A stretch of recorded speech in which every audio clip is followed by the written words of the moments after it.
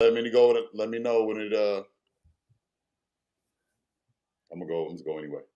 Oh, no matter what race. I don't. Yeah. Hey man, I found out God created us all equal and we all alike. So I gotta write to sing my song.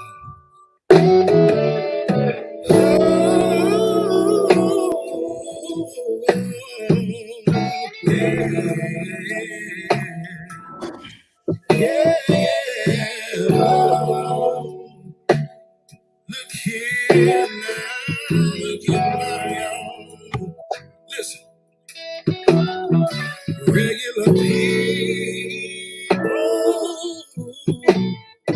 regular people,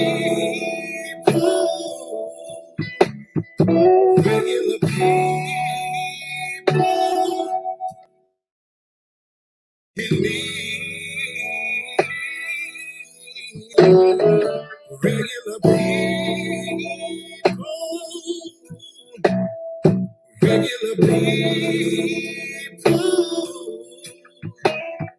regular people like you and me. Yeah. So many people walking around, they're looking for a way out. Yeah, saying, Brother, can you please help me out? But you just frown and walk away. And we spread love. All we need's a little trust, yeah. He ain't heavy, he's my brother. Oh, no matter what race, creed, or color, yeah. Regular people, yeah, regular people, regular people. Like you and me, regular people, regular people, regular people, like you and me.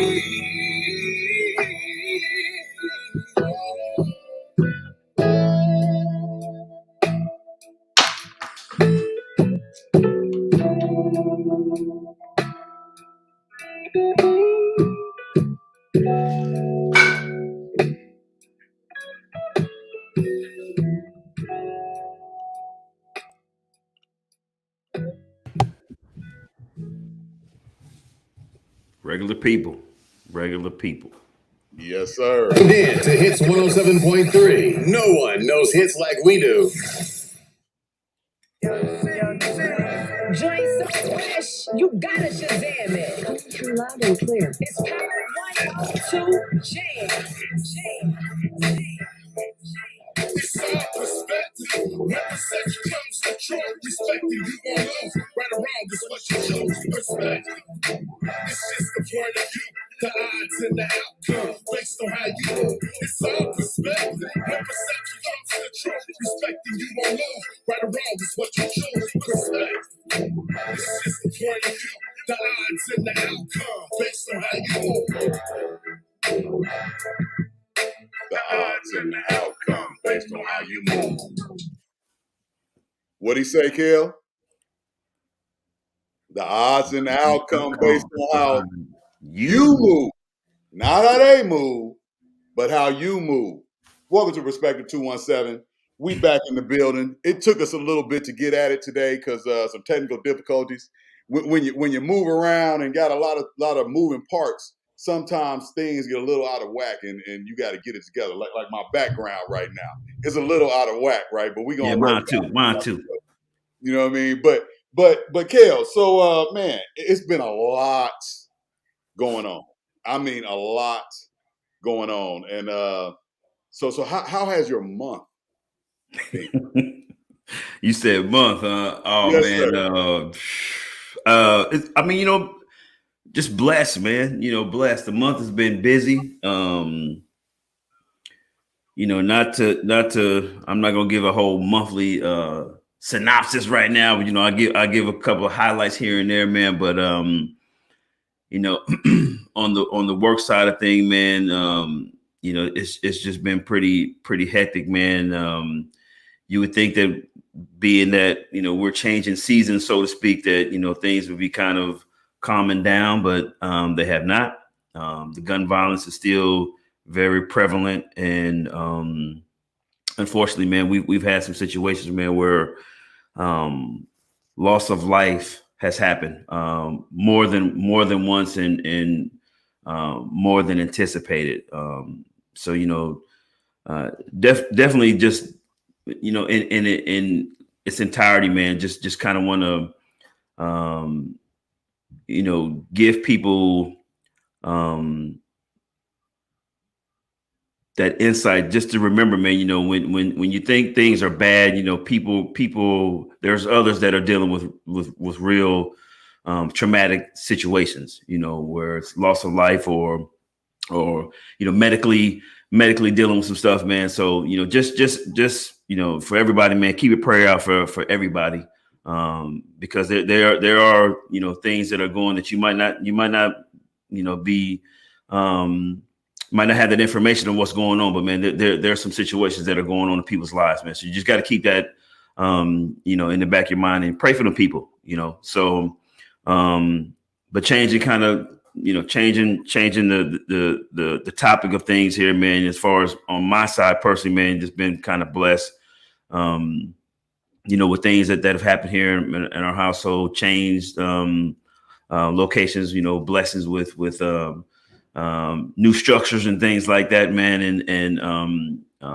some business thing, man. As far as our project with the Normal Life, we're moving forward with that, man. And right now, man, everything is moving forward, man, in a positive way, man. So we're still grinding, we're still trying to make this thing come to life, man. From going from a garage to an actual big screen.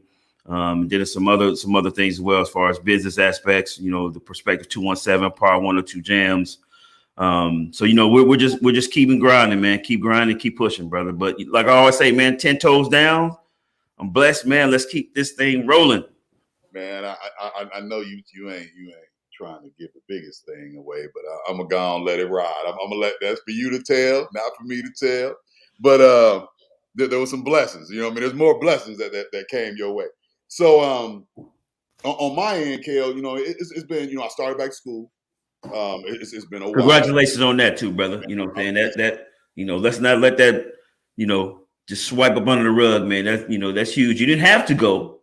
You didn't have to go, but you chose to fulfill that role, man. And salute to you, brother. You know what I'm saying? I'm giving you your flowers, man, because you didn't have to do that, but that's something that you wanted to achieve, brother. So absolutely, man. I love and support you for that, brother.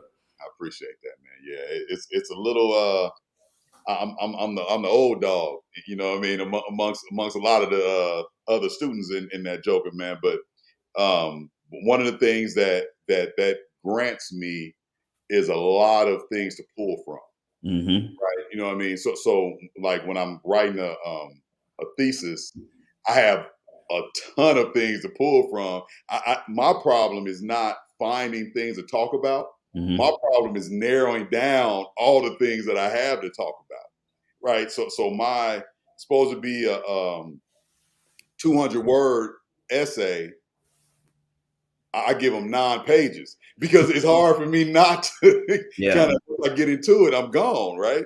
Kind of like how I talk, right? I type and write the same way that I speak. I say Mm-hmm. a lot of stuff, right? I have a lot to talk about. But it's a blessing, man, and I appreciate the support, Kel. It's definitely being at the age that I am now and trying to, and going back to achieve to try to shift gears a little bit. Mm-hmm. It's a challenge and a blessing at the same time, right? And Agreed. sometimes the blessing is the challenge, right? Because you Right. don't grow unless you're challenged, Absolutely. right? Absolutely. I mean, the plant doesn't start automatically above ground, right? Right. It has to push through the soil once it's been watered and nurtured and become that flower that we see. So Woo, boy, just dropped the gym right there. that's what I'm trying to help P and us, the perspective and everybody who I have contact with to grow and blossom, right? And even if it's just through example, I want to be what I talk about, right? So just got back from a cruise as well. Yeah, man. You stay on that water, brother. You either stay on the water or stay on that island, man. Talk about that a little bit, brother. Where did well, I know where you went, but for our viewing and listening audience, where did you touch down this time? So we cruised out of Galveston, Texas, right? It was we went on the Carnival Vista again. This was like our third, I think, run on the Vista, and I went with my real quick for you down with the story. How was that COVID protocol, brother, as far as getting on the ship and everything? How was that? Okay, so if you were vaccinated, which they only allowed I think it was 10% or less on the boat that were not vaccinated, right? And they were a majority of the younger people, the kids, and a few older people who had health issues that couldn't necessarily get the vaccination at the time. There was a few people like that. One of the things you had to do, you had to provide proof of your vaccination. Mm-hmm. You had to provide a PCR test, so the swab in your mouth wouldn't work. It got to go all the way up, and touch the back of your eyeball. Oh, you mean that first original test? Yeah. You had to get that get right. your membrane. They pull some of the membrane out. Yes, sir. So they had yeah. and pull that out within 72 hours of your cruise, and then you had to provide proof, right? And they weren't playing about it either. When you show up, they asking for that proof, and I'm gonna tell you, they examining that joker. They looking at it. Okay, this date stamped by this person. Okay, let me see. I mean, it wasn't no quick little. I could write something up and present. Right. They were looking for official documents from medical personnel. Like some of the home tests, they weren't going. Yeah, they weren't going for that. No, it's got to be official, huh?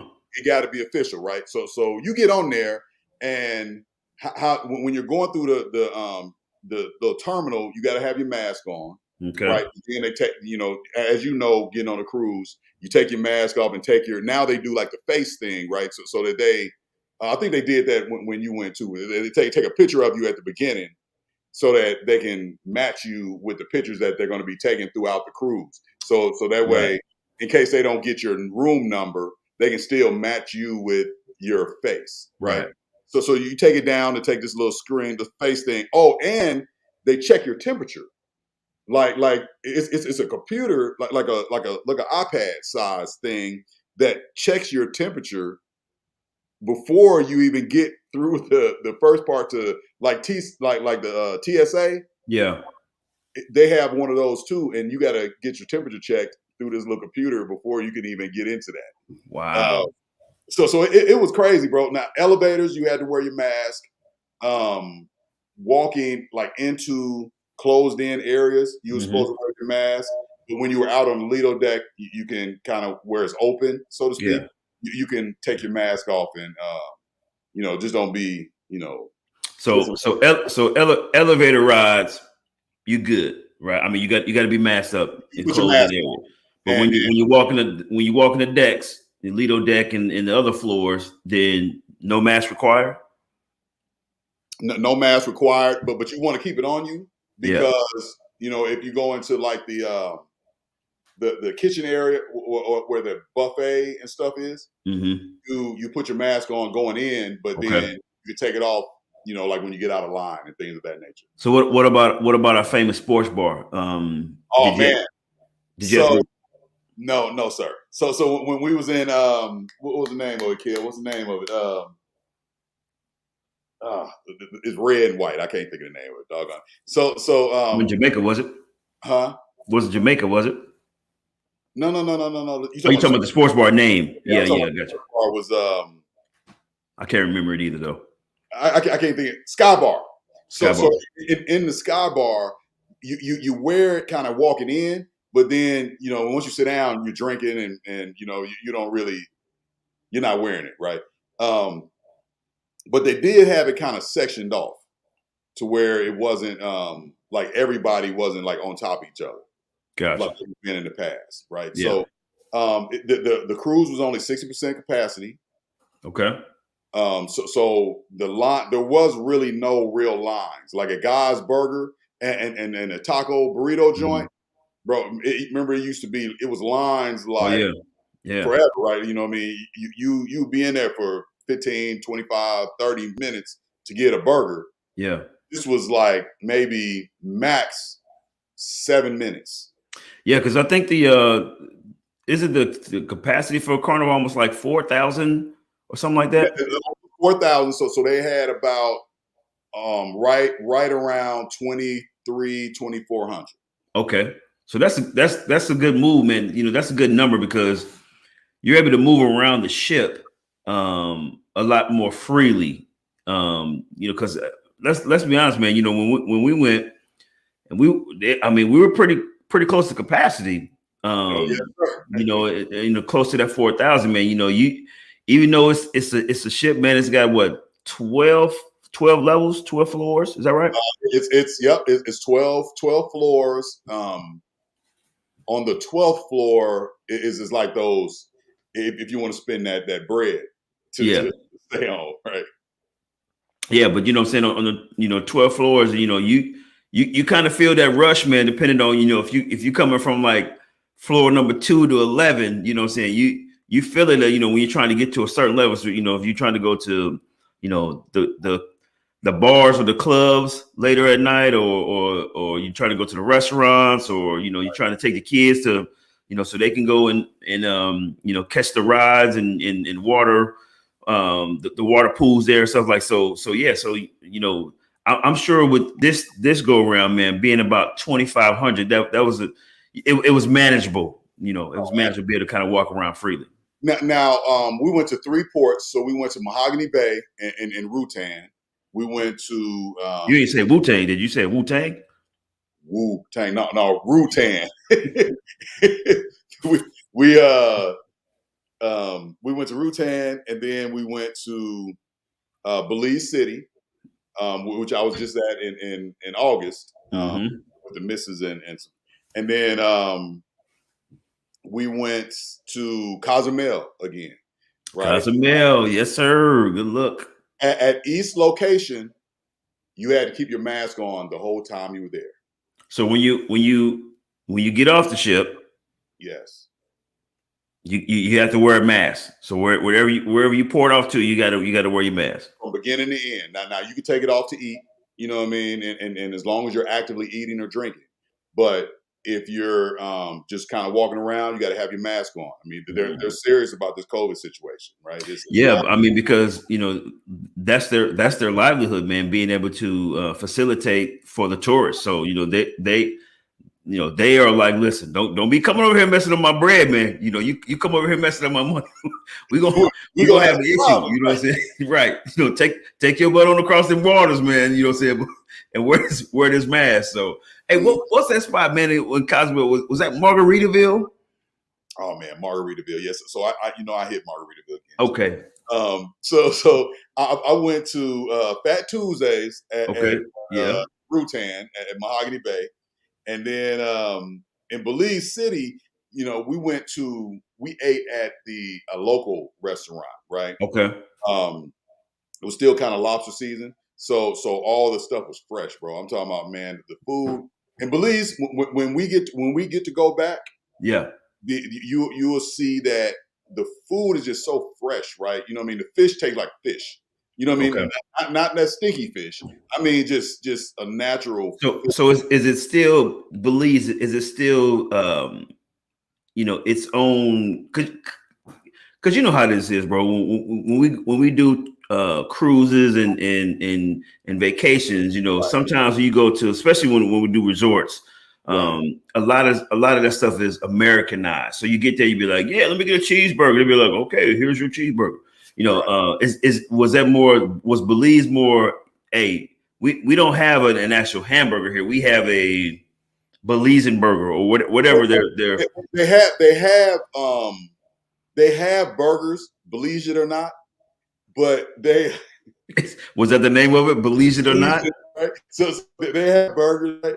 but the specialties like the seafood, right? You know what I mean? You go there, you want the seafood. You don't want a burger, right? You know what I mean? You get the chicken strips was even taste different than the US, right? You know, it's not, they don't have all that the process that goes into it and all the extra stuff that we do to hurry up the animals to grow and then it's whatever. all natural. It's all natural, right? They go through the natural process, and you can taste it in the food, right? Yeah. You know, it's they had my dad. You know, Pops, Reverend John. You know, he on a natural kick, right? So he had some watermelon water.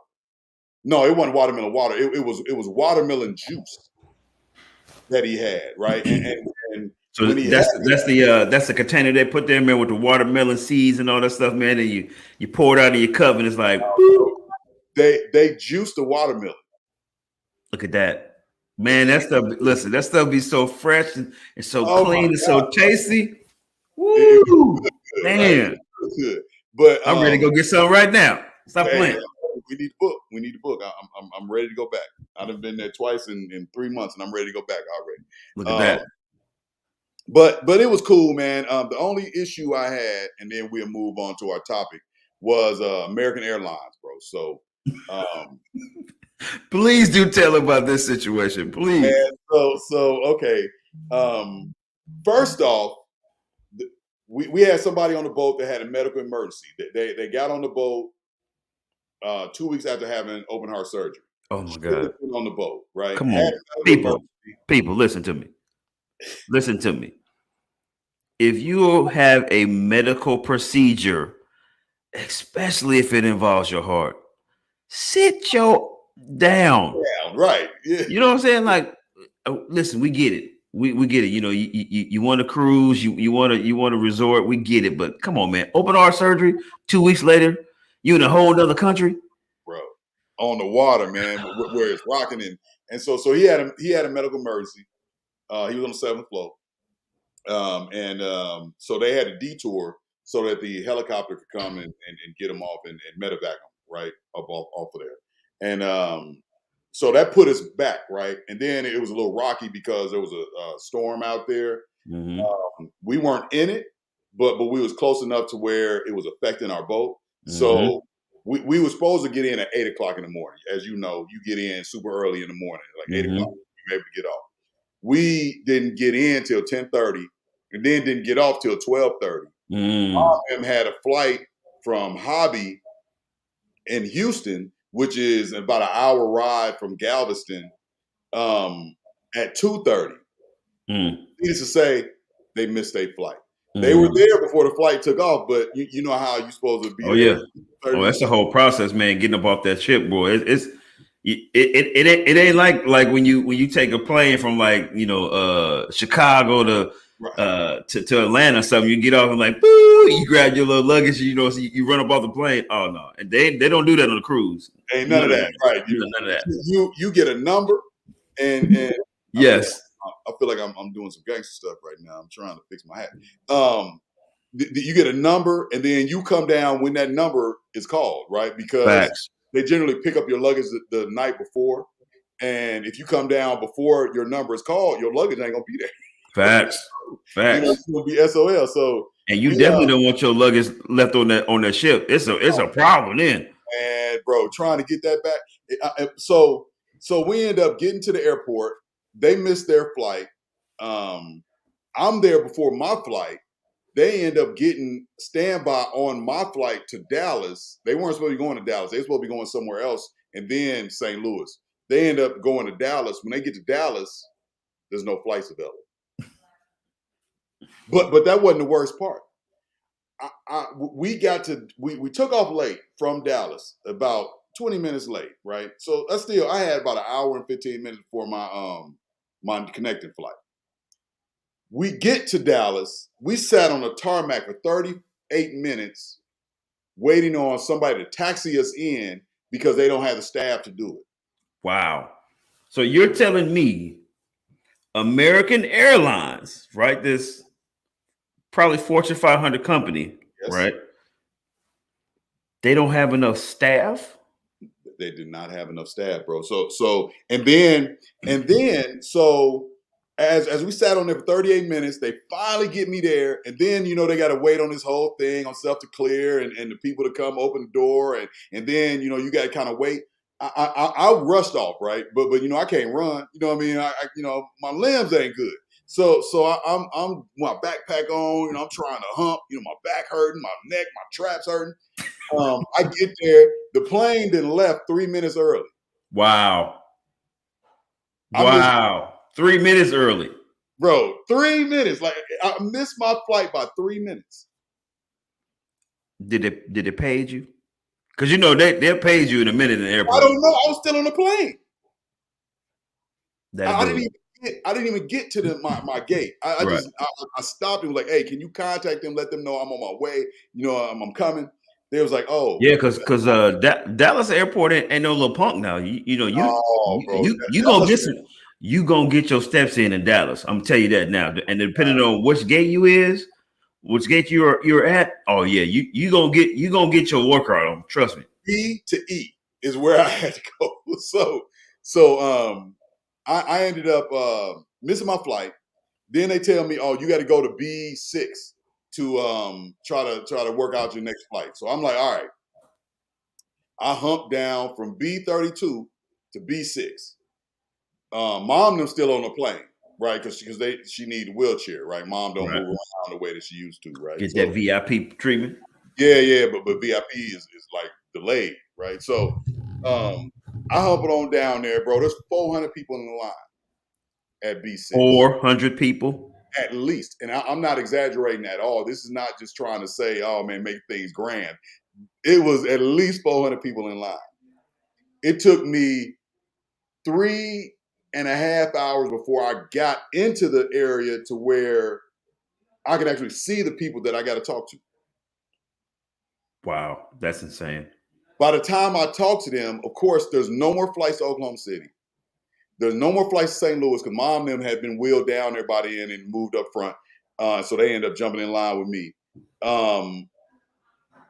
Everybody that was in front of me, bro, American Airlines had to spend about $40,000 to $50,000 that night in our hotel rooms because they put us all up in hotel cabs, and each individual person they put up in the hotel. So if you was together, it didn't matter. They put you up in a hotel, and whatever hotel was generated is what they gave you. So Dad and Mom was at 2 different hotels. Wow.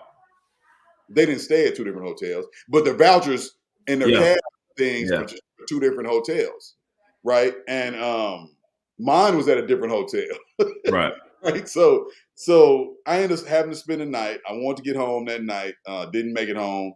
Ended up getting home the next day, and I was wiped, bro. I'm talking about everything was hurting. Things was hurting that I didn't even know existed anymore. Right. And so it was a little rough. What's going on? Was it Breeze? Oh, that's Cuzzo right there, Bree Squires. Breeze. Yeah, what's going on, bro? So hey, Breeze got some vocals for you, man. What I'm saying, R&B for the ladies, man. You know what I'm saying? But yeah, proceed. Okay, we'll talk about that one a little later. So that I ended up making it home, man, and all is well at the crib, right? So been started back in my home improvement stuff, painting the wood white and all that. So Kel, we talked about all that, right? Right.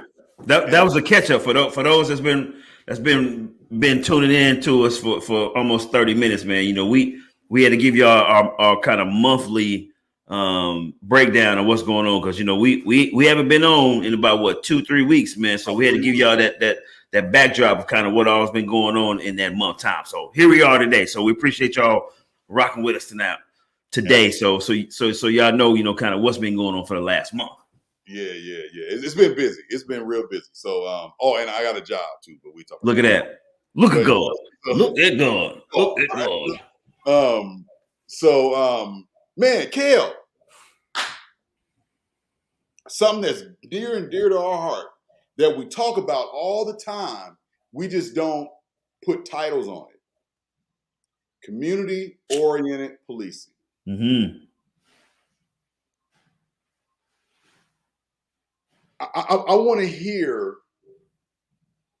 why, give me two reasons why you feel that community-oriented policing is important. I'll give you two, man. First one, for one, it makes the department itself look good. Um, and the reason I say that, being that makes the department look good, is because if that is your focus, if your police department is focused on community policing, then that means, hey, you are trying to be that that lane, that pathway, that connection to the community. Second part of that is the community. Because if you are truly out there doing community policing, then you have that connection with those men, women, children, business owners, college students, high school students, middle school students, just everybody under that umbrella, where there's a connection, or at least some type of relationship where everybody's kind of on the same page. Community policing has it's been a part of the police culture, but it's really kind of been spearheaded here in the last, I would say, maybe what, 7 to 8, 9 years. Last decade, right? Yeah, Last absolutely, decade, right? absolutely. So, community policing, man, I believe it should be the cornerstone of policing, because of the fact that, you can go out there and you can shake the leaves, and you can do a lot of good as far as stopping cars and all that. But if you don't have a relationship with the community, as far as kind of what all's going on that you might not be privy to, then you're kind of selling your community short. Absolutely. So, Kale, this is gonna feel like I'm interviewing you, right? So, the one of the things that I found while I was in patrol, and even after, right, that one of the things that the community policing model, philosophy, approach, whatever you want to call it, right, provides as well, is like you said, that connection to the community. But it also provides a where the community, that connection is more where you have a understanding of who Miss Baker is. Miss Baker has an understanding of who Officer James, Officer Walton are. There's a trust that's built from community policing. There's a because it's an active action that you are taking that can be observed, to say that, look, I actually care about what's going on in your neighborhood, not just the crime that occurred, not just responding to that crime to try to arrest the person and have them locked up overnight so they can come back and do the same thing the next day. You're trying to find what the actual cause of the symptom is when you're doing community policing. That is what I see and hear Officer Walton doing when he's out there in the streets, even though sometimes you got to stand and be that nail in the wood, but that doesn't mean that you're not community policing. Yeah. You're still communicating with that individual, having conversation like, hey, could you have thought about doing something a little different? Right? You know what I mean? I understand that's the way you was feeling at the time. But could you have thought? That's all community policing. People just say, "Oh man, you being, why do you need to care about the person who committed that crime? Because you don't want them to commit that crime ever again." Yeah. Right? You have to change the actual. You got to address the cause, not just a symptom. And that's what community policing does, from my perspective.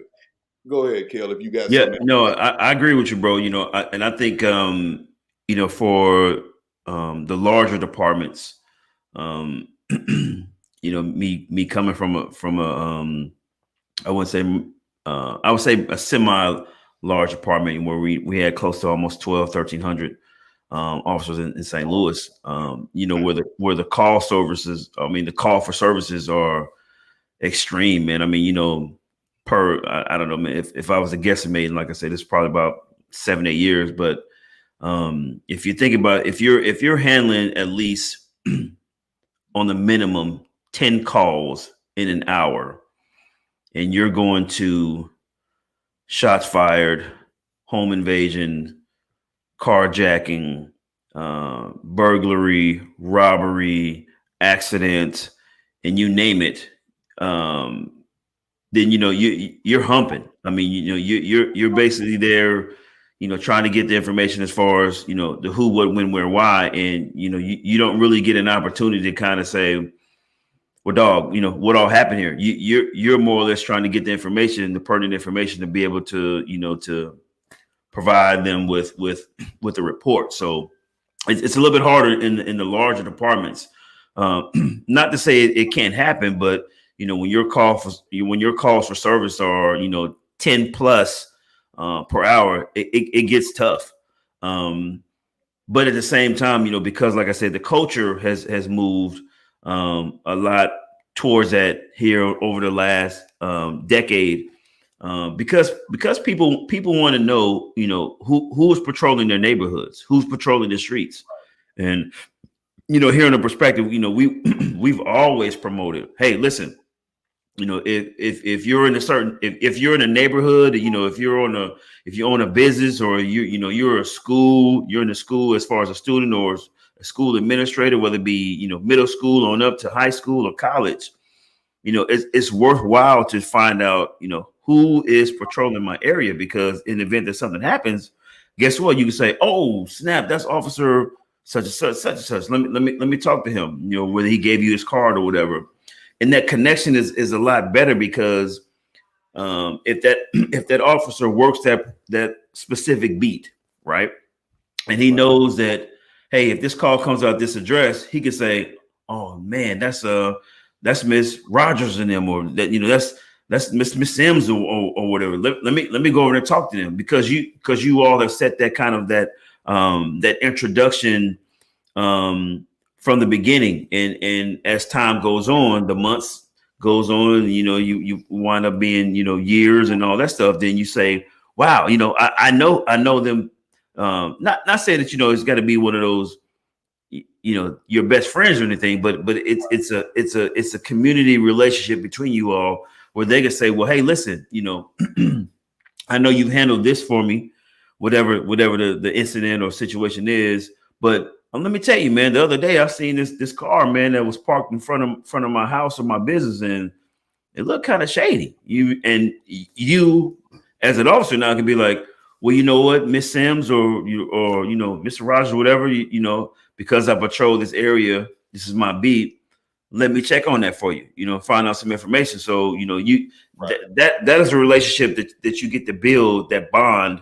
That could last through your career. So it's very, very advantageous to have that. So that's one of the advantages. And the second part too, because even here in my local department, being able to put a face to a name goes really far, because if someone knows me as Officer Walton, right, but then can refer to me by my first name, because hey, they know they've they've grown to know who I am as a person, as a man, then they know, hey, I could talk to this person, I could talk to this officer individual because he's come to my church, on certain situations, to talk to my kid, talk to the to the church memberships, or he's come to my business and handled a certain situation, so he's talked to my employees, or vice versa. So that stuff goes a long way, having that open end communication. Absolutely, man. So we when we talk about community policing, the at least community oriented policing, we know that there's even with the larger departments, because you brought that up earlier about the St. Louis joint. In Wichita, they were about 3/4 of the St. Louis department, right? And instead of having like a whole philosophy where everybody had to spend that extra time, Mm-hmm. they had like teams of community policing officer for each beat, right? So if for instance, there was a beat 46, 47, right? They would have a community policing officer that would be in charge of that beat, that would be that person that community can connect with, I like right? that. And they were the bridge between the community and the other police officers. Mm-hmm. So they would bring in the other police officers to different events and different community meetings, facilitating meetings, and things of that nature, and help spread. And they would bring different ones throughout the department Yeah. to help make that connection, and so that people can see the officers as you're a human, right? You're not Exactly. just a hound dog Right. out trying to sniff on somebody's drugs, right? Because some people, I mean, let's be real, bro. Some people look at the police as hound dogs. You just out there I mean, trying yeah. to hunt and attack and find what I got. Yeah, Right? absolutely. I may be a decent citizen working 9 to 5, but I may like to smoke a little weed. Right. I may like to drink a little bit. Right. Right? You know what I mean? Some people look at the police as you're just out here to mess with me. Yeah. When I work and I do a little bit, right? I'm not a hardened criminal where I'm breaking into people's cribs. I'm not stealing from nowhere, but I do smoke a little bit, Right. right? I do drink a little bit, right? You know what I mean? Though that doesn't make you a criminal. Facts. It just, you got some habits, right? You know what I mean? And everybody has them. Absolutely. Everybody has habits, right? You may drive a little fast, right? You know what I mean? You shouldn't, but man, I mean, It happens. people be in a rush sometimes, right?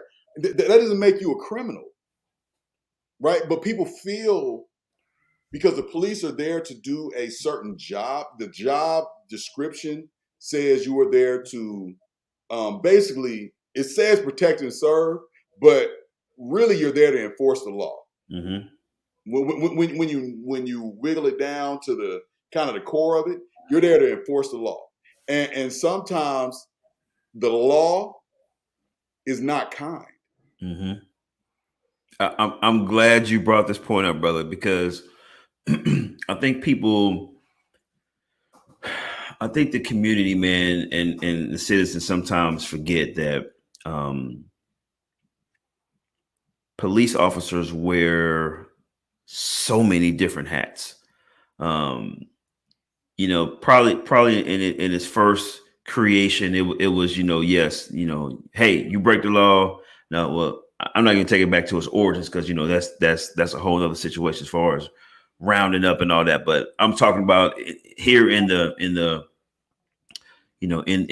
new millennium or whatever. So, but yeah, so enforcement, law enforcement, yes, is the main criteria priority, right? Absolutely. But because the culture of policing and the calls for police have expanded so much, you will be completely surprised, the type of calls that police respond to. Prime example, It was either yesterday or the day before yesterday. Me specifically, this is real talk. I'm not, I'm not making this up for podcast or radio production today, but I actually was dispatched a call for a raccoon that got hit and was bleeding, and someone was concerned about the raccoon's life. Let me pause 1 second. I'm sorry. So I had to get closer to the camera. Yeah. You're getting calls about raccoons bleeding in the street, but people won't call when somebody's getting shot at. You heard what I said, brother. Okay. I got a call for a raccoon being hit in traffic and was bleeding on the side of the road, and they dispatched a police officer. Now, I understand. Now, to some, they're like, yeah, let's send the police out there because that raccoon is, oh my gosh, I mean, he might die. Like he needs to be checked out like anybody else. Yeah, but that's not a crime. And so if the police departments are here to address issues and incidents for crimes, then raccoons being hit. I mean, because I asked, where's animal control? Oh, they're off. They're not available. Well, of course they're not, because it's animal control, and I'm not taking any shots at them, but I'm just saying. So everything reverts back to police. Another example, there's a situation where you have people who live, they're neighbors, and they are having issues as far as fencing, right? Because they don't know exactly where their property line is. Yes. And so they have words with each other. And of course, those words start off with, hey, could you do this? No, I can't do this. Well, I'm going to see you, meet me at the front. And then all of a sudden, call the police. Yes. Right. So now the police has to come and mediate that situation between neighbors. It's not a crime because, again, the police are not in control of people's property lines and property. But that is the stuff that police officers get called to. Twinkies in the backyard because somebody threw some Twinkies on the top of their roof. I mean, so you have to understand that there are a lot of hats, and that was my initial point of all this, was there are a lot of hats that police officers have to wear in situations when it comes to domestics or accidents or arguments or fights or mattresses left on the highway or on the street, or people illegally dumping. We want our viewers and our listeners to understand that that police do a lot more than just lock people up, because that's what everybody just think that all we do is just walk around and lock people up. Absolutely. That's not accurate. There are more than probably a dozen occasions where I might go 3-4 days without having to have any probable cause in order to lock someone up. We do more good by talking to someone on the phone and saying, hey, listen, we understand you're having this beef with your neighbor, but you guys need to work it out. Do we need to come over there and mediate this situation? Or, hey, I know you lost your wallet. I have it. Can you meet us down here? So, it's a lot more going on than just us throwing people in jail. Bro, so when I was on patrol, I didn't have the greatest numbers in the world, right? You know what I mean? My numbers weren't great. My goal, though, in policing was to have low numbers. I wanted my crime rate in my beat to be low, right? You know what I mean? So I worked that angle. I wanted to not have a whole bunch of arrests, a whole bunch of tickets, a whole bunch of FIs per se. Now I should have had a lot more FIs, because I did. Can you do me a favor, bro? Can you put this post back up by Mr. David Isaac right here? Oh yes, sir. Yeah, I want people to read this real quick. Yeah, guys, we have people in the community who care more about animals and geese more than everyday citizens. David, you are absolutely correct. You're absolutely correct. People care more about animals and how someone is perceived over people who are being harmed or in harm's way every day.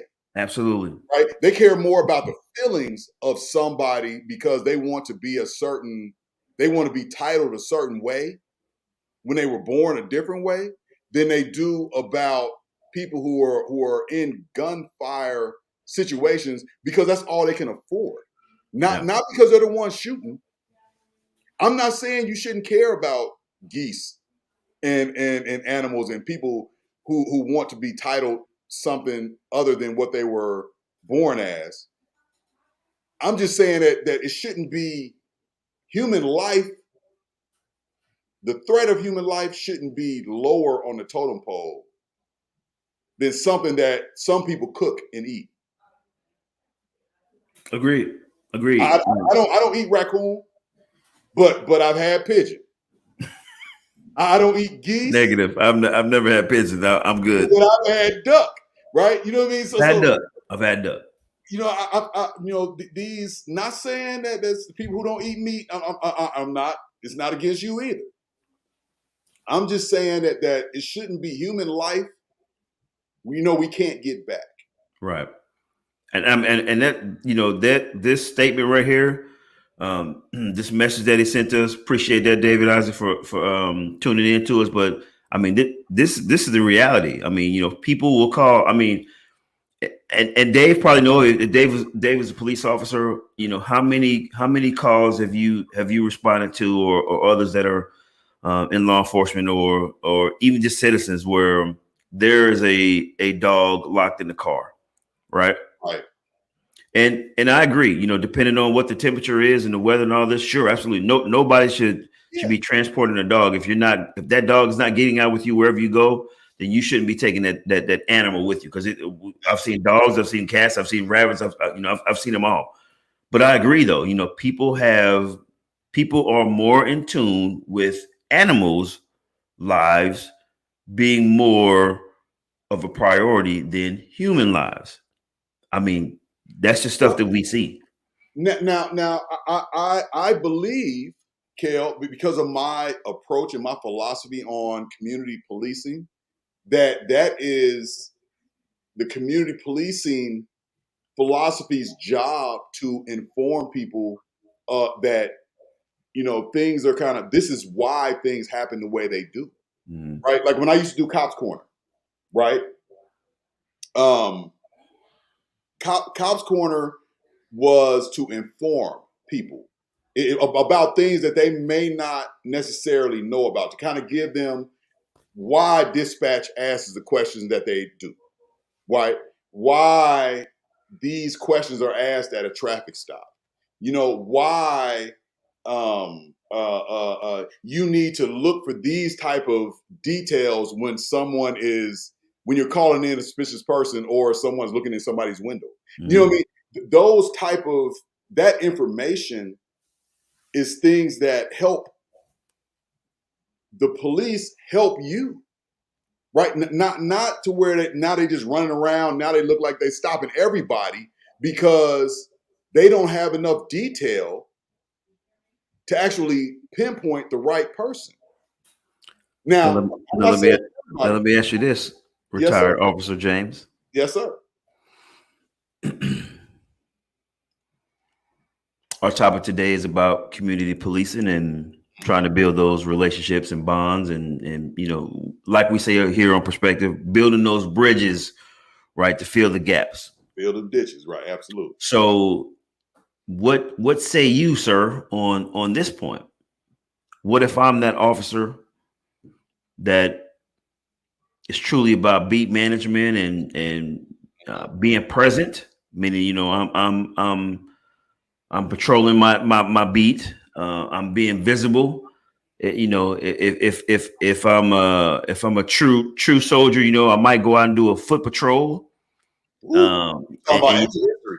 I'm just talking about, you know, if I'm that guy, you know what I'm saying? If I'm a seasoned officer and I know that every nook and cranny of my beat, and I get out and I might do a foot patrol and checking the business and all that. And then you have today's society, right? Let's just be 1,000 here, 2021, where we have that segment of society that they don't fool with police At all. and you're trying to, you know, you're trying to extend your services to them to be that community liaison, Right. and then you have that resistance from the community. How do you deal with that? Well, this can't be for everybody, because I wanted to get into, and we may if you're okay with extending a little bit, we may be able to get into it, but everybody's not built. That's a police officer. Some people may be great police officers, but they're not built to be community police officers. I'm not talking about the police. I'm talking about the community at this time. Right, That segment. I had to say that before I speak on the community, right? Yeah. So everybody's not going to be able to do what I'm about to say. Gotcha. Is what I was getting at. So when I initially, I can speak for my own experience, right? When I initially came out on the street here in Champaign, Urbana, that looked cold. It is. I had resistance, bro, because first off, they didn't trust me. You know, I look like you know, Uncle Tom trying to just kind of lock them up. To them, right? Thing. Well, that's another whole nother show, but yeah, I feel what you're saying though. Yeah, but I want to bring that up, right? So that's what I was perceived as. It took for me to take a stand, and with my father being a pastor, my grandfather being a pastor, you know, kind of that turn that cheek. I don't like to turn my cheek, bro, because you know, if you smack me once, I'm not trying to get smacked again. Oh, you know, I know. You know, I know. The next one is you know, we will leave that where it is. But so I had to understand that they weren't technically upset with me or had an issue with me, as in Preston James. They had an issue with the uniform and what they perceived the uniform to represent. So when that sunk in for me, because it didn't initially, even though I've recognized that, it didn't sink in initially, right? Because I was like, man, it still offended me when somebody, you know, philosophically spit in my face, right? When I'm trying to help you, right? You know, I was like, okay, I understand why you're upset. I was able to kind of brush that off and say, look, but I'm still here to help you. Right. Right. You know what I mean? I'm still here to try to mend this fence. Is it easy? Hell no. You know what I mean? It ain't easy at all, bro. But somebody has to take the step. And if we're doing a bunch of this, saying you need to do the step, no, you need to do the step, or even saying you need to meet me halfway, life ain't fair. Yeah. Are we looking for equity or equality? Should be equality. It should be equity, from my perspective. Because now equality, we want stuff. Oh, you almost got me cussing. We want stuff to be equal, but I'd rather it be fair than equal, because equal means that me and you about the same height, but we wear different sizes. Mm-hmm. Equal be I get the same size blazer that you get. Can you imagine what that's going to look like on me? I get that. That's equal, right? But if it's equality, then I get the blazer that fits me. You get the blazer that fits you. So every neighborhood is not going to be able to be treated the same. Agreed. Right? You can't go across and say, I'm going to do Behringer Commons just like I'm going to do the Hills. Right? Because the Hills needs more intensive care. Right. Behringer Commons. Right? But we in our policies, we have everybody needs to be created or treated equally. But you're setting us up for failure because you can't really treat everybody equally because everybody doesn't have the same needs. So once I identified that, Kel, then it was easier for me to take the beating initially, not physically, but to take that initial beating and be able to bounce back and say, okay, yeah, I go back and I come to y'all. I vent to y'all about the venting, the stuff that I went through, and then I'm going back and now I'm back trying to get this fight in. You know what I mean? I took this pop on the chin, but now I got my smelling sauce. Now I'm back in the fight. We took this pledge, bro. We took this pledge. Yeah, agreed. They didn't take the pledge. They were just born into the situation that they into. And some of them decisions made them do the things they do. But we took this pledge and we made this decision. So we have to be, from my perspective, we have to be the one to actively take those first 7 steps, not the first step. Because the first step, my kids, they think they can take 1 step and then, oh man, if it don't work out, everything, I'm gonna step back and I'm gonna give up on it. Take the 7 steps. If it ain't working in 7 steps, then okay, try something different. That's my answer to that. Yeah, yeah. I like your analysis, but I also know, and you know this as well too, man. With with depending on the personality of that officer or officers.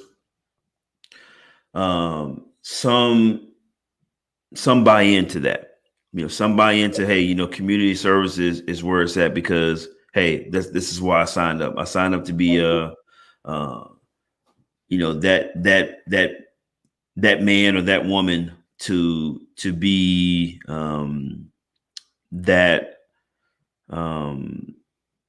that person. But then you have another side that's like, you know what? I ain't signed up for that. I signed up to take people to jail, and if you do the crime, you do the time. Not saying that that's wrong. No, but you just like any job. I mean, anybody, if you're in a restaurant, you come in like, man, listen, I'm gonna be the fry guy, or no, I'm gonna be the manager. Or no, I'm gonna be the greeter, so it's different levels, even in this profession. So you have those guys and gals, men and women, that come in with their own perception of how they're going to deal with things and patrol and so forth. And so you have those who who want to do the community policing. Applaud to them, because me and you. And here in the Perspective 217, we always promote that because we believe that your job can be so much better suited if you have those bonds and relationships with the community and the homeowners and so forth, because they know who you are. They know you're patrolling their streets. They know that if something goes on, if they need to call for you specifically, then you would be there to help them out. But the reality is that there are some like, no, if I'm here, I take care of it. If I'm not, then whoever shows up. So I mean, that's just the reality of the profession, and that's any profession, not just speaking about policing, but that's any profession that's that people work. We have teachers. So I want to clarify, Kel and our listening audience. Y'all chime in if y'all ready to jump off. But are you good for another 25 minutes? I'm good. Okay. So we have teachers that are just there to push out this agenda, right? Whatever it says on paper, they're just there to push it out.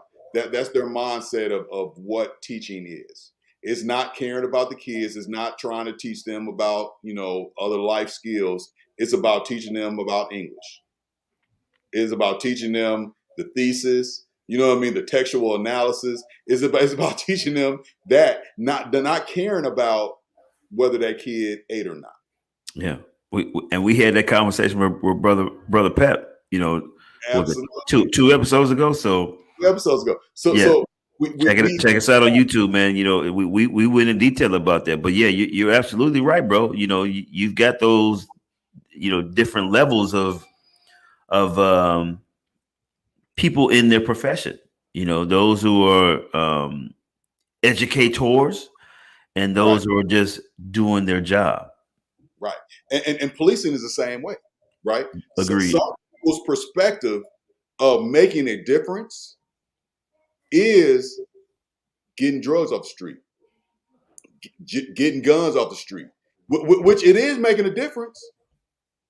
Arresting the people who commit domestic battery, arresting the people who steal and break into people's houses. Mm-hmm. That is arresting the people who drive under the influence of whatever.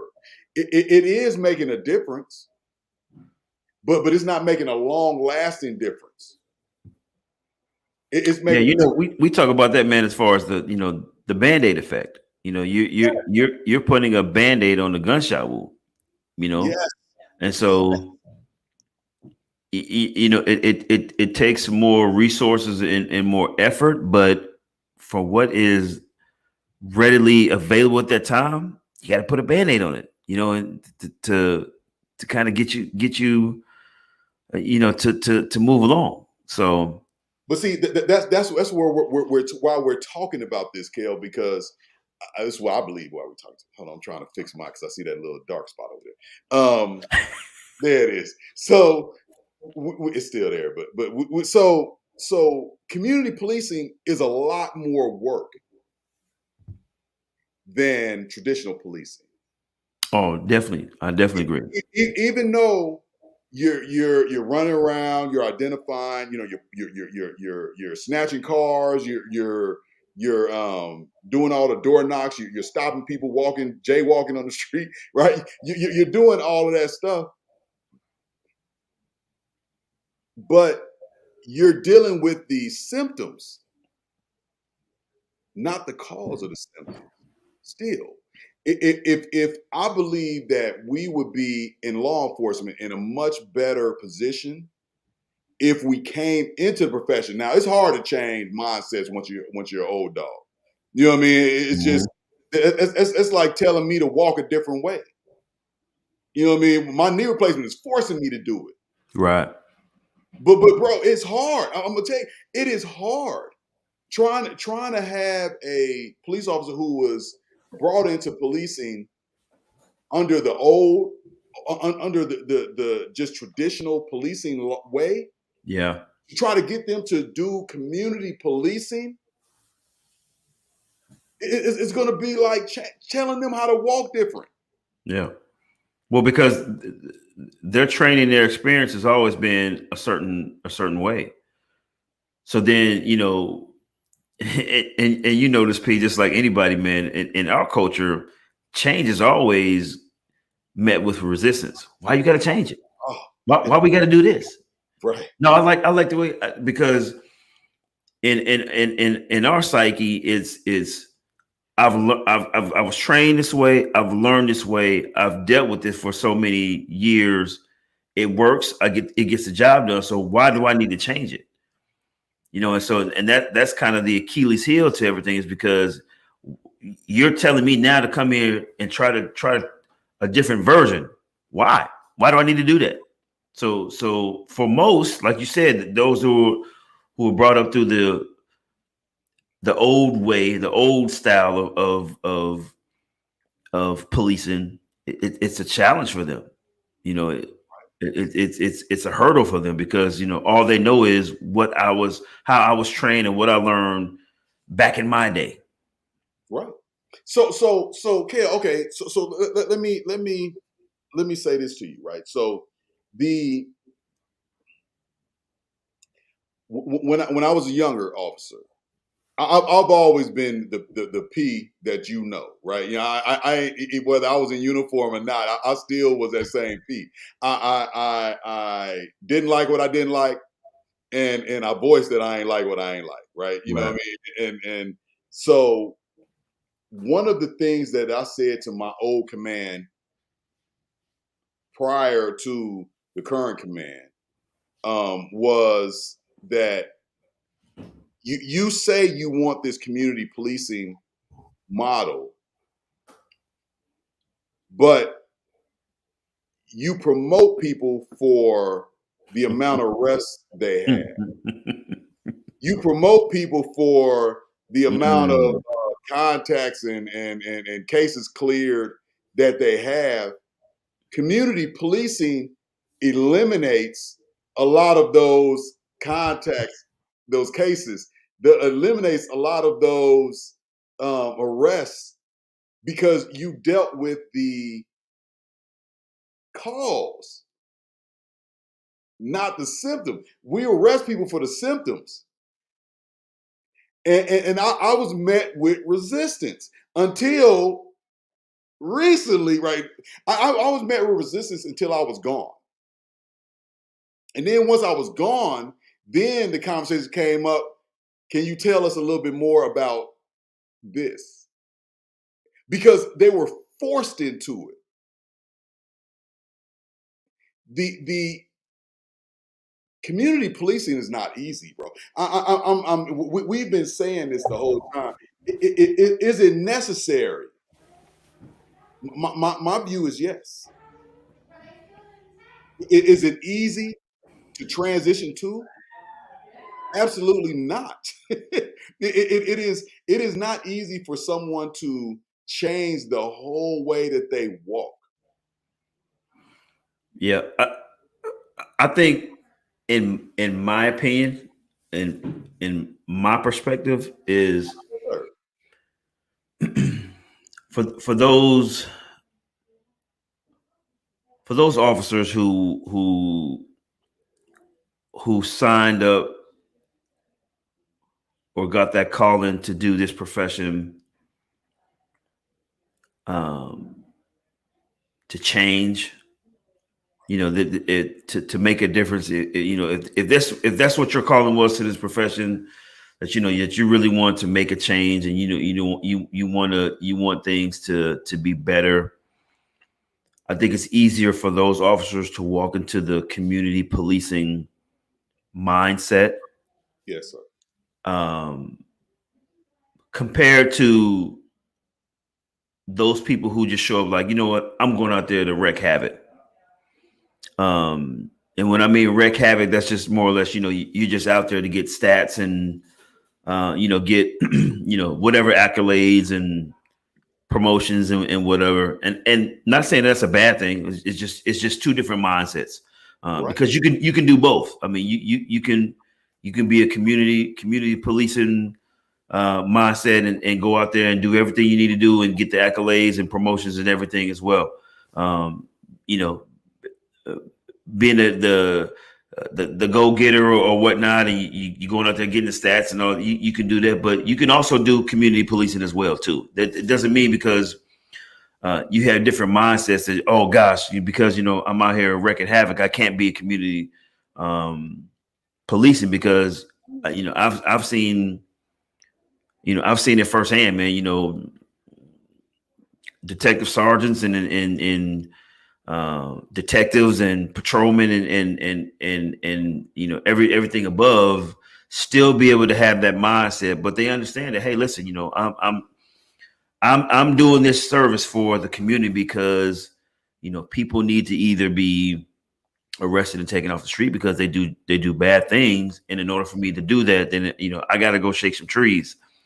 But at the same time, I'm able to speak to the community, the families, the citizens, the business owners, and people who I've mentioned prior, and still have that bond and a relationship so that they know, oh, this is just for this purpose, detective sergeant such and such, or this is hostage negotiator such and such, or this is EOD, such and such, so it can be done, as far as community policing. Just because you're in that role, or you're in that unit or something, it's a mindset. If you're really on the mindset of you want to make a difference, you want to make a change, then I think you can very easily walk into the community policing mode. If you're one of those, hey, I'm coming to wreck shop, then it's going to take some adjustment. It's going to take some change because it's going to start from here.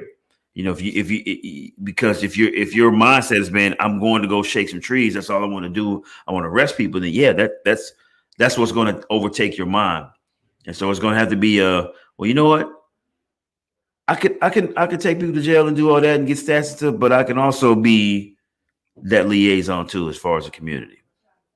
But now, I want to ask you this, and you might not be able to really answer this, but I'm asking anyway. Do you think that it is a department issue, almost a contradiction, because from the officer's experience, the people who they see get promoted are the ones who are heavy stat people? Well, let's be clear here, man. Those four walls, right? Mm-hmm. For that department, their goal is, and I don't want to make it sound like this is just I'm just saying stuff, but their goal and their representation is it is to show that we are doing something on the streets. Yeah. And if that means, hey, we're arresting people every day, or we're pulling cars over every day, and we're towing vehicles that that are suspended, and we're arresting all of the the people that are involved in domestic violence, batteries or so forth, or yes, that building that's standing, yes, that's what that building stands for, because it's the last line. It's the last line, more or less, of defense. So yes, that building is too, but it takes the body. It takes the body of that building, and that's the patrolmen's, the patrol, the investigations, and so forth, for them to take that message, that those policies, those procedures. It's up to them to walk out of the door when they get ready to hit the streets and say, okay, listen, I know I got to do this job, but in addition to doing that job, I can also be a pillar in the community, to be, community based. So, okay. I want to comment on that just a little bit. We got 11 minutes. So,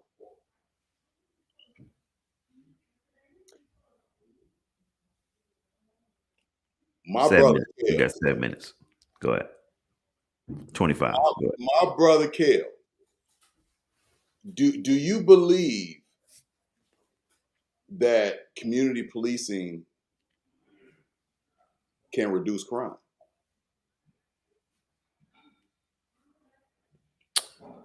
I believe if you have a solid relationship, a working relationship with the community, yes. Because you have to understand, our viewers and listeners, it takes both sides. It takes the police to do their job, and it takes the community to do their job, because it doesn't matter how many it doesn't matter how many crime scenes a police officer shows up to, whether it be a fatal accident or a shooting or a robbery or whatever you want to put in that blank line, and you ask people what happened, and the first thing they say is, I don't know. I don't know. But you're standing out here recording, or you're on Facebook Live or Instagram Live or whatever. You didn't see anything? I didn't see anything. Is that a lack of trust, do you think? I believe that's a little bit of lack of trust, as well as kind of a lack of security.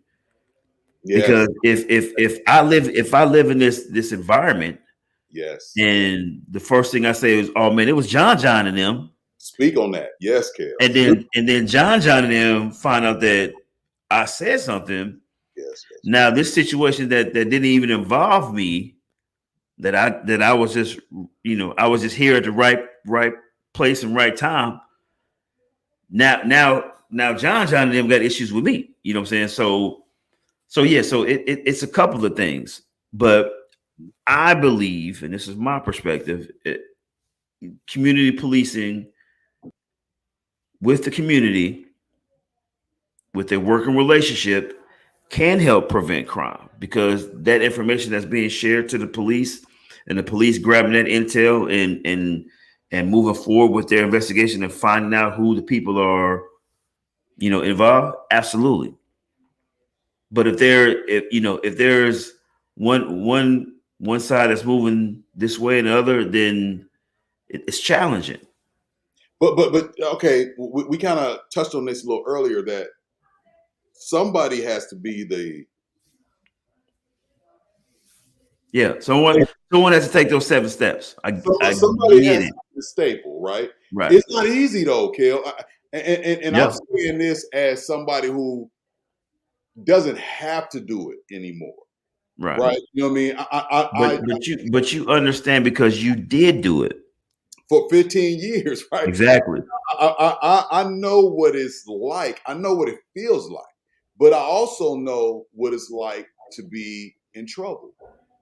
I also know what it's like to have people look at you like you're the wart on the side of the forehead. I know what that's like, right? So I have a understanding of being in that place where I think a lot of our officers, because of the way that you're selected, and you can't have a lot of this dirt per se on your record, there's a small amount of those who fully feel what it's like to be on that side. Not just empathize, but some don't empathize. Some be like, well, hey, you had a choice to make and you made the wrong choice. That's reality, right? That is a reality. Yeah, you made a choice, so there's repercussions for those choices. And that's factual. But understanding that this person had a lot of these other pressures that led them into that choice. Not saying you're gonna excuse their decision. Not saying that they still ain't going to the pokey. That didn't sound right. Still ain't going to jail.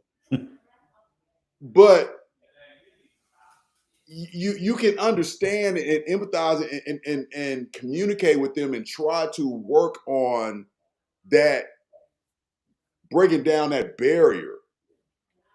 Because once they're in the car, all that show is over with, right? That they showing for the community, all that, man, I ain't gonna whoop, whoop, whoop, whoop. All that is over with once they get in the car and you drive off.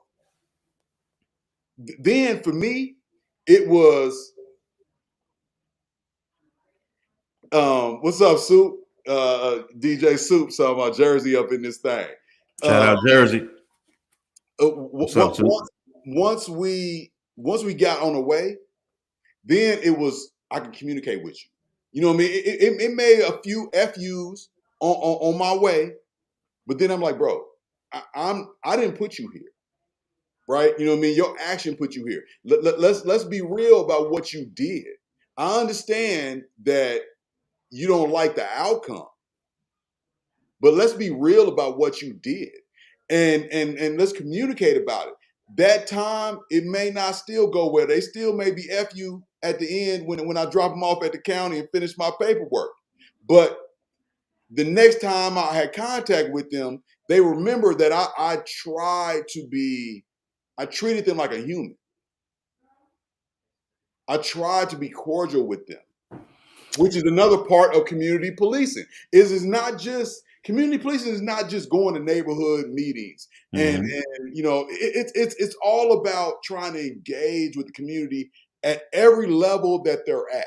It doesn't say that in the description of community policing, but really that's what it is. I'll say this, and this is to all our LEOs out there, and you know, and citizens and people. If there's an opportunity for both sides to have dialogue, then constructive, absolutely both sides should engage. right. But we have to understand there, you know, policing right now is a hot topic. Yes. And there's been a draw on the line. And so a lot of times there is no dialogue being made because, you know, that's typically that person's worst day of their life because, you know, they're in handcuffs and they're going to a facility that, you know, they don't want to go to. And it's not because of what the police more or less did, is more or less the decision that they made or so forth. So they might not be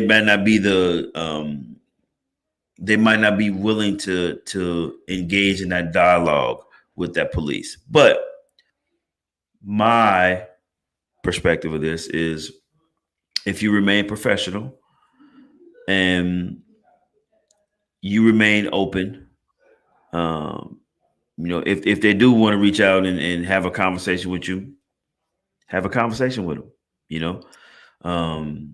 I think it's one of those, and we use this a lot, case by case situations where you know, hey, if they're trying to ask you some questions and you know and trying to pick your brain and all that stuff, then you know that maybe opens the door to have that dialogue with them. Now, if they taking that trip and they ain't saying nothing and everything that come out their mouth is F you and you know this and other, maybe that's not the person to engage with because you know they feel some type of way, and that's understood. That's understand. You know, hey, this is probably the worst day that they have in their life, where you know you've been involved because of the decision that they made, and so they got to go somewhere. So yeah. So I think it's an equal balance to be able to understand. We're not saying here, Perspective 217, go out there and you know trying to be that person that's like, hey, buddy, you know, you just mauled, you know, 4 or 5 people in traffic. You know, let me talk to you. How's your life going? No. We're not saying that. We're not saying that. We're saying whenever an opportunity is presented, where both sides, the citizens, community, and you as an LEO are able to line up that particular moment to say, hey, listen, you know, what's going on? You know, something I need to know about in your neighborhood, something I need to know about at your school, something I need to know about your home. You know, that's what we're talking about. We're not talking about you going out to, you know, to promote and put signs out in people's yards talking about, hey, I'm the community police officer. No, You please know, don't do holler at me whenever things go wrong. We're not saying that. We're just saying when those opportunities present themselves, you know, be open for conversations and dialogue. Because I think that gives that LEO a different frame of mind, and it gives that person that they're dealing with another frame of mind of you being human. You're not the person that's behind that badge and a gun. You know, yes, that's your profession, that's your career, Right. but if you're able to have a conversation with that person in the worst time of their life, because it is what it is. I mean, I don't know if anybody that's listening to us now can say, man, I had a pleasant time when I got arrested. Please chime up right now. Shoot us a message so we know, like, so we can pick your brain. Like, why was it wonderful? Right. So you have to understand that's the worst time. That's one of the worst moments in their life where they're going through. And yeah, they might not want to talk to you. They might give you the MF and go do whatever. But I don't know. That ride over there might be one of those. Like, hey man, what you think about this, officer? You can be like, well, I mean, let me tell you what I think. We're just saying, just have an open mindedness of walking into that role if it presents itself. You can't be the FU2 person. Correct. You know what I mean? In law enforcement. Soup said, and Kel, I'm sorry, bro. We didn't win over. Soup said that he DJ'd a trunk and treat event in North Philly last week for the Philadelphia Housing Authority. The cops were out there playing football with the kids. This is in Philadelphia, right? So I mean, we're not just in Champaign, we're not just in Oklahoma. I mean, we're way out, but I mean, that's one of the things that is occurring, right? People are trying different things, right? You know what I mean? Absolutely. Now, playing football with the kids, I understand, it's an ankle, pop a knee, you know what I mean? Because the department ain't gonna pay for that, right? Yeah. So I mean, be careful about the activities you choose. Yeah. But shout out to them though. Shout out to them officers, man, going out there, engaging with the community, man. Because I mean, I know we hear about situations like that, and it's not really highlighted, man. It's kind of like, oh, police officer plays basketball with this kid, and blah, blah, blah, blah. And then it goes to, oh yeah, the next thing that happens. So that stuff is big, man, because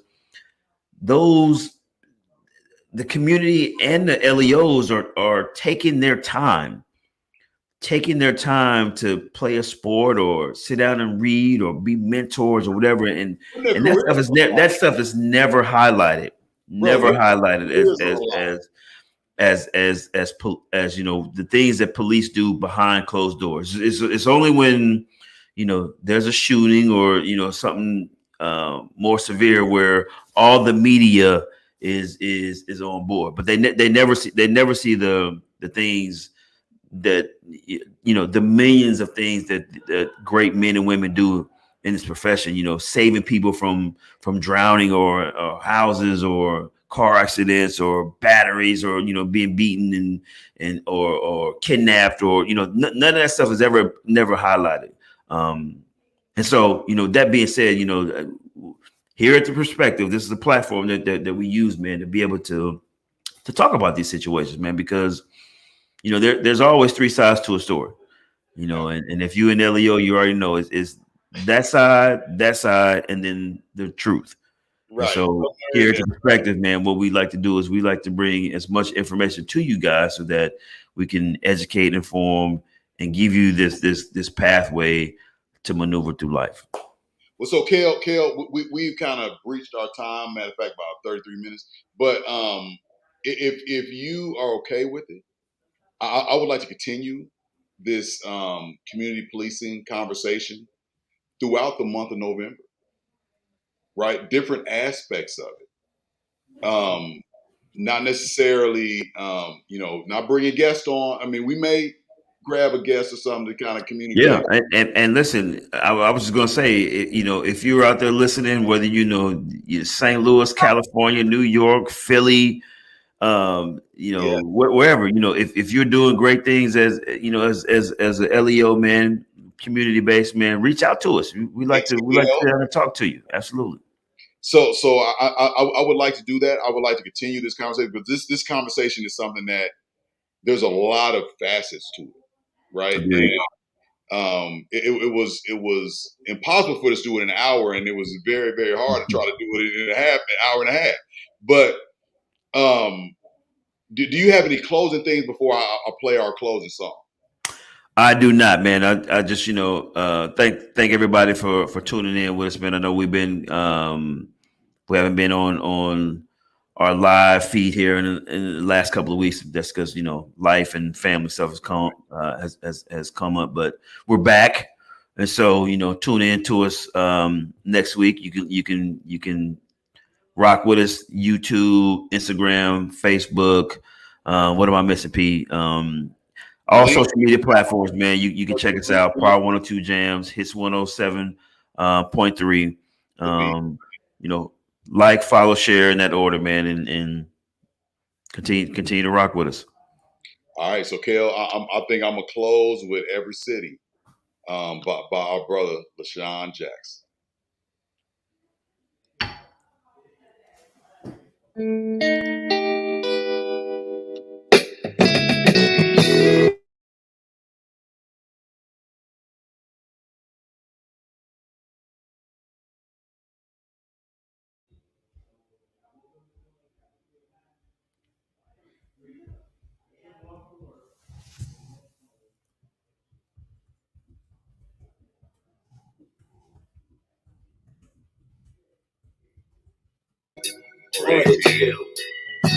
Remember all you young people, reach for your dream.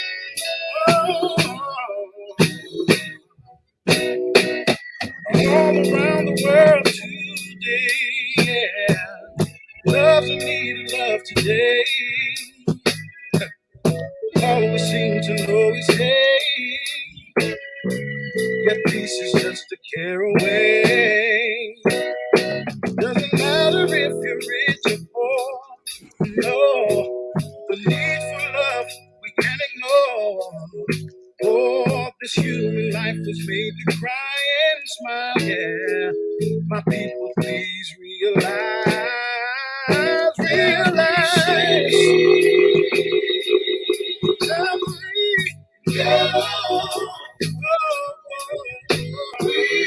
All the same, you're all the same. No matter where you go, every city, every ghetto, we are all the same. All the same. No matter where you go. In life there will be ups and downs. To my ghetto children,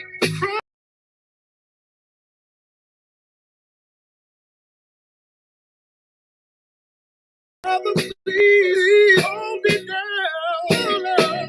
Created equal, this is true. Oh yeah, that's good and evil. Who are you? The sun, it shines on everyone. Yes, it does. There's a million stars, each for the one. Every city, every get away. All the same, all the same. No matter where you go. Every city,